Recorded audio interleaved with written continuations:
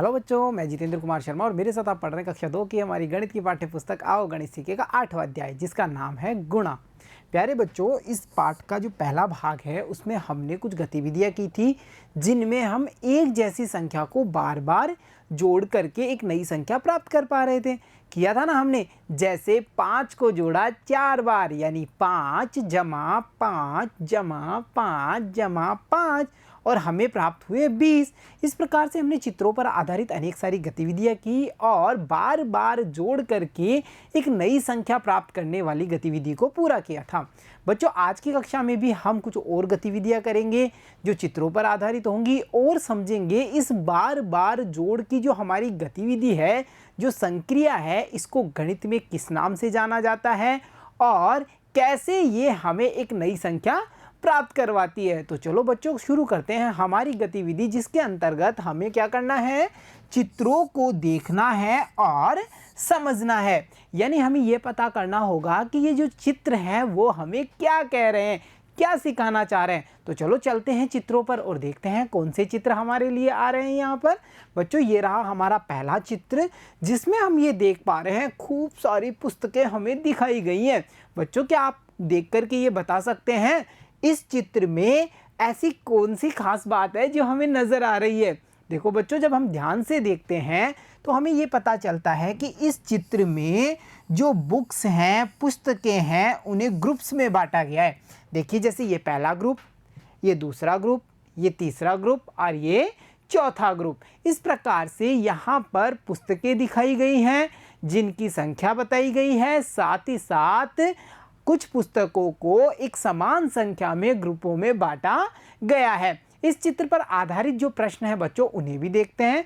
देखो, जैसे प्रत्येक समूह में कितनी पुस्तकें हैं? अब आप ये तो बताइए कि यहाँ पर आपने देखा और पता कर लिया कि यहाँ पर जो बुक्स हैं, किताबें हैं, पुस्तकें हैं, उन्हें ग्रुप्स में यानी समूह में दिखाया गया है।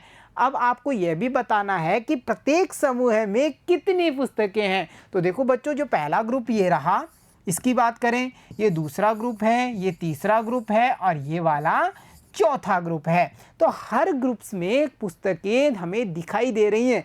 जैसे पहले ग्रुप की बात करें तो इस वाले ग्रुप में देखो ये पुस्तकें हमें दिखाई दे रही हैं, वैसे ही दूसरे वाले ग्रुप में हमें ये पुस्तकें दिखाई दे रही हैं, उससे अगले ग्रुप में ये वाले और उससे अगले ग्रुप में ये वाली पुस्तकें हमें दिखाई दे रही हैं। आपको ये बताना है कि यहाँ पर प्रत्येक समूह में कितनी कितनी पुस्तकें हैं। तो देखो बच्चों, यहाँ पर 1 2 कितनी हुई, 2, यहाँ पर 1 2, यहाँ भी 2, 1 2, यहाँ पर भी 2 पुस्तकें मिल रही हैं हमें, 1 2 और यहाँ पर भी 2 पुस्तकें मिल रही हैं। तो हम क्या कह सकते हैं, हम कह सकते हैं कि प्रत्येक समूह में कितनी कितनी पुस्तकें हैं, प्रत्येक समूह में 2-2 पुस्तकें दिखाई गई हैं। तो ये था हमारा चित्रों पर आधारित प्रश्न।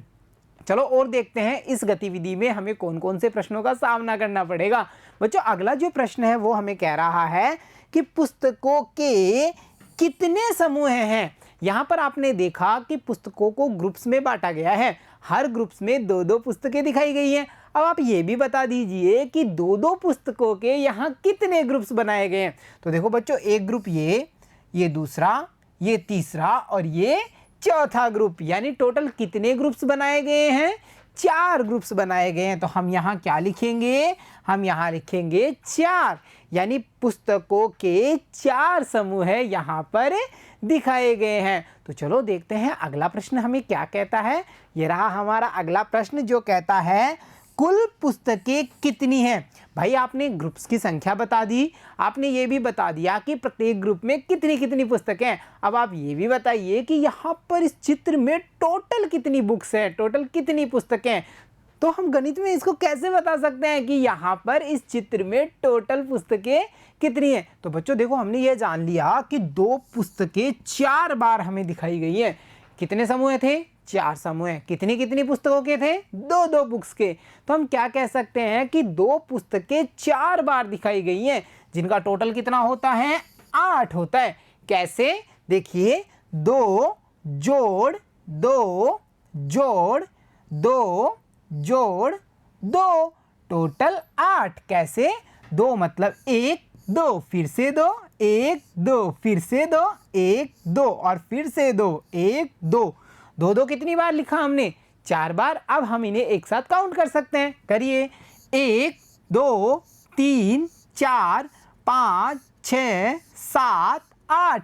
अरे वाह, यानी 8 पुस्तकें टोटल हैं। तो बच्चों ये तो था हमारा संक्रिया को हल करने का तरीका। अब हम इसे बोलेंगे कैसे? किसी को हमें बताना है तो हम कैसे कह सकते हैं? हम उन्हें कहेंगे कि 4 बार 2 को 2 गुना 4 बोलते हैं। तो अब हम ये समझ पा रहे हैं कि गणित में एक ही संख्या को बार बार जोड़ना क्या कहलाता है? गुणा कहलाता है। जैसा कि हमने यहाँ देखा था कि संख्या 2 को हमने कितनी बार देखा? 4 बार देखा। तो हम क्या कह सकते हैं कि 2 गुणा 4। बोलिए अब भी, 2 गुणा 4। ऐसे ही बच्चों पिछले भाग यानी भाग संख्या 1 में हमने देखा था 5 5 के 5 समूह हैं। तो हम क्या कहेंगे? 5 गुणा 5। अगर 3 3 वस्तुओं के 4 समूह होते तो हम क्या कहते? हम कहते 3 गुणा 4। तो हम ये समझ पा रहे हैं कि गणित में एक ही संख्या को बार बार जोड़ना क्या कहलाता है? बार बार जोड़ना कहलाता है गुणा। ये थी बच्चों हमारी पहली गतिविधि। चलो एक और गतिविधि करते हैं और गुणा की समझ को मजबूत बनाते हैं। बच्चों यहाँ पर हमें फिर से चित्र दिखाया गया है और अब की बार हम देख पा रहे हैं केलों के गुच्छे। हर गुच्छे में कुछ ना कुछ केले या केलों की संख्या हमें दिखाई गई है। वो कितनी है ये तो हम जब गिनेंगे तो पता चलेगा। तो चलो देखते हैं पहला प्रश्न क्या कहता है। प्रत्येक गुच्छे में कितने केले हैं? जैसे इस वाले में कितने हैं, इस वाले गुच्छे में कितने हैं और इस वाले गुच्छे में कितने कितने केले हैं। तो चलो गिने। 1 2 3। अरे यहाँ पर तो हैं 3 केले। यहाँ 1 2 3, यहाँ भी हैं 3। 1 2 3, यहाँ भी कितने हैं? यहाँ पर भी हैं 3 केले। तो हम कह सकते हैं कि प्रत्येक गुच्छे में कितने कितने केले हैं? प्रत्येक गुच्छे में हैं 3 3 केले। बहुत बढ़िया बच्चों। चलो अब देखते हैं इस चित्र पर आधारित अगला प्रश्न हमें क्या कहता है। और ये रहा हमारा अगला प्रश्न जो कह रहा है ऐसे गुच्छे कितने हैं? भाई ये बताओ ऐसे 3 3 केलों वाले गुच्छे यहाँ पर कितने हैं? तो देखो बच्चों इस गुच्छे में कितने केले थे? इसमें थे 3। इस वाले में भी 3 और अंतिम वाले में भी कितने थे? अंतिम वाले में भी थे 3 केले। तो हम कह सकते हैं 3 3 केलों के समूह या गुच्छे यहाँ पर कितने हैं? 1 2 3, यानी 3 3 के गुच्छे कितने?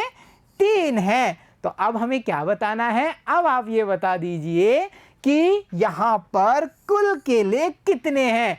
एक ग्रुप में एक समूह है, एक गुच्छे में है 3 केले। ठीक है बच्चों, एक गुच्छे में कितने केले हैं? 3।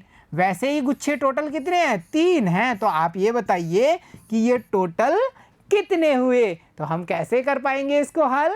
हम कुछ इस प्रकार से हल कर सकते हैं। हम कह सकते हैं 3 केले के गुच्छे 3 बार। 3 केलों के गुच्छे कितनी बार हैं? 3 बार। टोटल कितने हुए? टोटल हो जाते हैं 9। कैसे? कुछ इस प्रकार से 3 जमा 3 जमा 3 बराबर 9। नहीं समझे? चलो देखते हैं हल करके। ये है 3 जोड़ 3 जोड़ 3 बराबर कितने? तो देखो बच्चों 3 से आगे कितने कदम? 3 कदम। चलो शुरू करें। 4 5 6। अरे 3 से आगे 3 कदम मिलकर कितने हुए? 6 हो जाते हैं। फिर क्या करना है? अब 6 से आगे फिर चलो 3 कदम। 6 से आगे 3 कदम। 7 8 9। बहुत बढ़िया, ये हुए 9। क्या हमने यहाँ पर 9 लिखा है? बिल्कुल लिखा है। और गणितीय भाषा में हम कह सकते हैं 3 बार 3, यानी 3 बार 3 बराबर कितने होंगे? बराबर हो जाएंगे 9।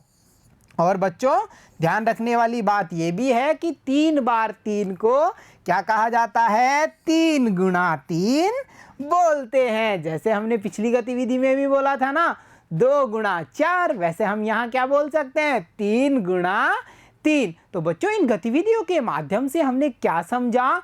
इन गतिविधियों के माध्यम से हम ये समझ पाए कि एक ही संख्या को बार बार जोड़ने को ही गुणा कहते हैं। गणित में गुणा का मतलब क्या होता है?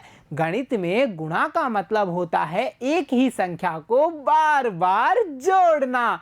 जैसे 3 बार 3 यानी 3 गुणा 3, 5 बार 4 यानी 4 गुणा 5। तो हम क्या समझ पाए आज की गतिविधियों से? आज की गतिविधियों से हमने ये समझ लिया कि गुणा होता क्या है। आप सभी रिपीट कीजिए मेरे साथ, बोलिए, एक ही संख्या को बार बार जोड़ना क्या कहलाता है? गुणा कहलाता है। तो प्यारे बच्चों, आज की कक्षा में इतना ही। मिलता हूं आपसे अगली कक्षा में। तब तक के लिए धन्यवाद बच्चों।